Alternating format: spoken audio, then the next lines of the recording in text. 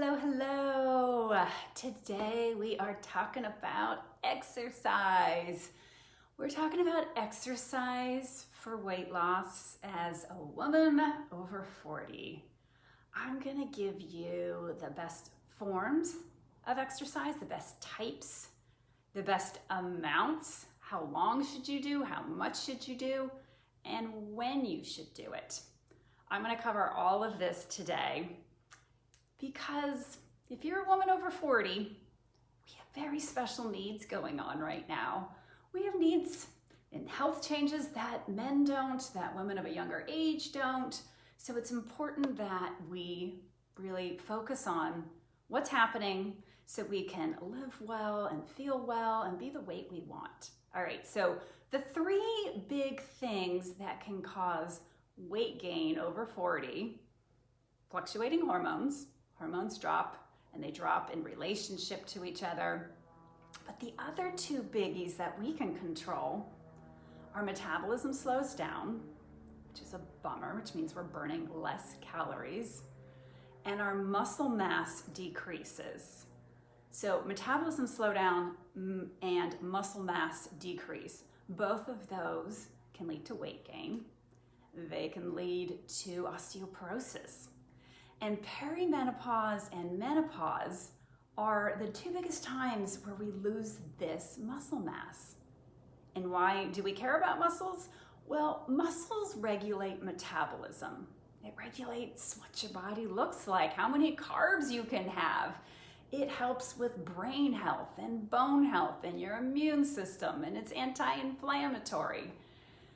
And the other thing, if you're worried about weight gain, and last week I talked about diet, I talked about two really big principles to follow if you're concerned about weight gain. So women in perimenopause or menopause over 40, all of those things.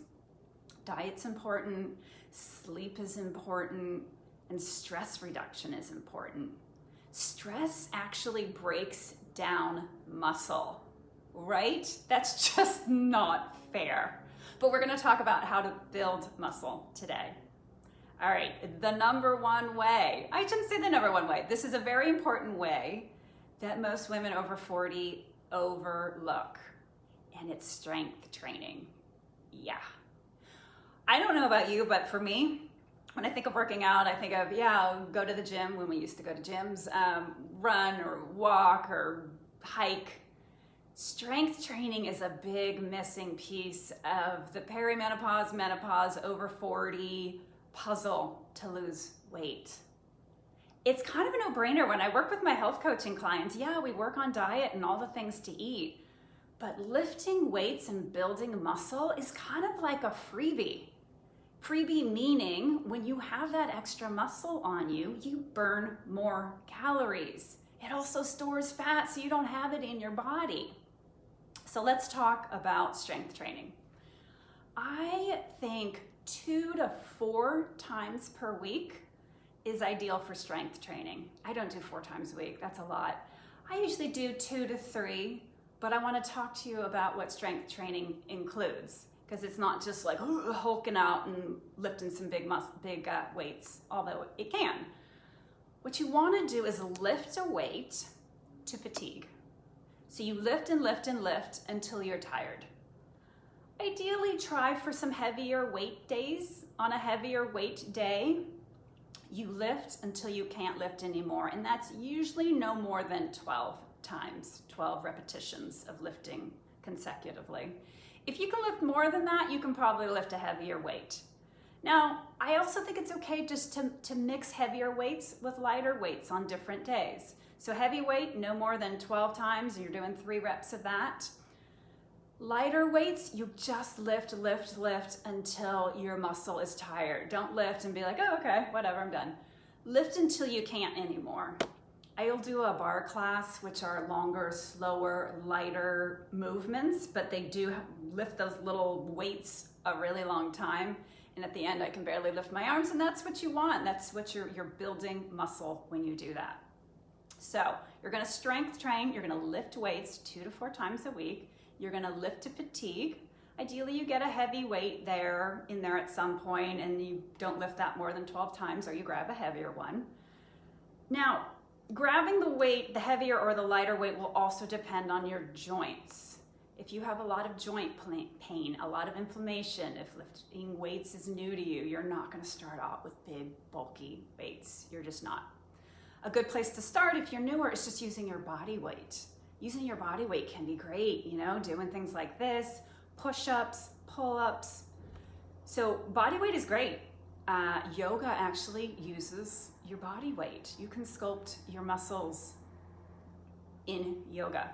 So many chaturangas, those push-ups, you hold your arms out for a long time, downward dog. It's a lot of arm movement. So it's good to mix things up. Mix them up, heavy weights, light weights, body weights. And what's so great is that having these extra muscles is going to help you lower your blood pressure, cholesterol. Obviously, it's good for weight loss, blood sugar balance. I'm always talking to my clients about blood sugar balance because it's so important, especially at this age when we get more insulin resistant. That means that sugar, that glucose is just hanging out in our blood, and we cannot lose weight with excess glucose in our blood, with extra insulin. So we want to keep ourselves slim and trim, and building muscle is a great way to do that. And you know what else is fabulous about building muscle? Muscle is not passive. It requires energy, which means you're going to burn fat after you exercise, hours after. You're sitting around with your new muscles on your body, you're going to be burning more calories than if you didn't have muscle.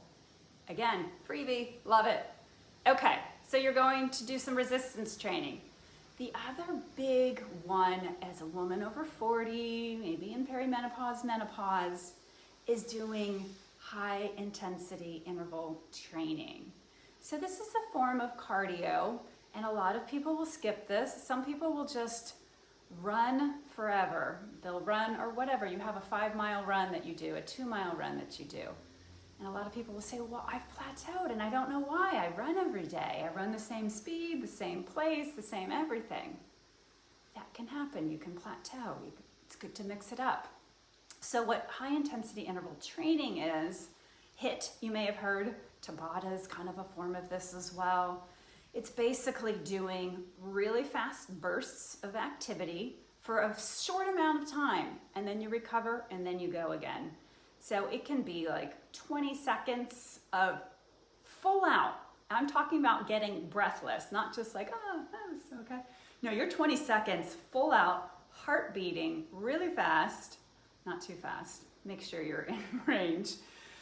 20 seconds full on, usually 10 seconds off. Those times can vary a little bit. But the point is you're going high, low, fast, and then a recovery. And that is so good for your metabolic health. It's good for your heart. And I recommend doing something like this 1 to 3 times a week. Ideally, you're getting about 45 minutes of this high intensity cardio in per week. And you can break that up as you want. You can do 2 20s. I usually do something like that, 2 20 minutes, maybe a little bit longer. And when you want to do this more intense exercise, and usually most exercise I'd say, is in the morning. Because in the morning, your cortisol is the highest. Your cortisol is your stress hormone, but we have natural cycles of it, and ideally in the morning, it's the highest because that wakes us up, that gives us energy for the day. So when you have that energy, you want to capitalize on it. So HIIT training is great in the morning. Now, if you can't fit exercise in your morning, you can still exercise later in the day. I usually like to say at least 3 hours before bed, or if you get your exercise in, your high intensity in during the week, in the mornings. In the evenings, you can take just a stroll. That's still a nice stress reducer and brings your cortisol down for bed, but just don't go too intense at night. And capitalize on that morning cortisol. So that's all good. What else? Muscle mass. Having muscle mass, it's responsible for 80% of glucose disposal. So it gets rid of that blood sugar you don't want. Helps with the insulin sensitivity, as I told you, cardiovascular strength. And the beauty of HIIT training is that it helps with burning visceral fat. That visceral belly fat that can happen as a woman over 40 for all of these reasons, because our metabolism and our muscles are slowing. We can get that visceral body fat around our bellies. So HIIT training is great for that. And all of this, it helps to reduce inflammation. So strength training, HIIT training, and now resting and stretching. Gotta stretch, ladies. We have to stretch. Those little aches and pains that you're starting to feel more, gotta stretch. You've got to stretch, and you've got to keep your core strong. All of these things are going to help you with balance without falling over, and you really want to elongate your muscles so that they can recover. And so it's a good thing to do in between the days, like the cardio and the strength training I talked about. It's good to have rest days in between to let those muscles repair and build back up. And the other thing is to listen to your body. I talked about HIIT training as a great way to burn that belly fat. But if you are so wiped out after, and wiped out means you need a nap and you can't function. Yeah, you're gonna be tired, but can you function? If you can't function and you are done for the day, you might be training too hard. So it's important to listen to your body and scale back. There's still certainly ways you can do this. You go to breathless. Maybe your breathless was too breathless. So maybe you need to bring it down a notch. Maybe you just need to focus on lifting weights. You need to find the magic formula for you. But the key is doing that strength training best you can, cardio best you can, resting, stretching in between, getting that flexibility, that core strength to prevent injury. As I said, resistance training 2 to 4 times a week to fatigue. You lift those weights to fatigue. HIIT training about 45 minutes per week. You could do that in 1 to 3 times, 3 sessions. And then, you do your light cardio in between, just taking a walk, getting outside is so important. Vitamin D, just being in fresh air, being with loved ones, all of that, great. And the benefits are so huge. I've talked about a lot of them, but it's also building that metabolic rate, because there are so many diseases and illnesses that are metabolically founded. They have their roots in metabolic issues. Things like aging, diabetes, insulin resistance, Alzheimer's, cardiovascular disease, all of those start in the muscle first. So it's important to keep your bones strong. You don't want osteoporosis. You probably want to look nice in your summer dress coming up. You're going to burn more calories as you exercise and build your muscle. You're going to boost your metabolism. All of this is great for longevity. It's great for your immune system. It's good for your brain health. It gets your blood flow going. All of this is important. And it's a stress reducer. It drops your cortisol. And it just gets you in your body. I love yoga for the mind-body connection. It's linking your breath to movement. Just helps you stay in your body and helps you relax throughout the day. So try some of these out. Let me know how it is. Of course, always talk to a doctor first if you're about to try something very new and different from what you're currently doing. You want to make sure you do it in a healthy way, gradually. And if you need any extra information, I am a health coach to women over 40, and we talk about all of these things from food to exercise to mindset. And just hit me up with a message if I can help you in a greater way. Hope everyone has a great day. Bye.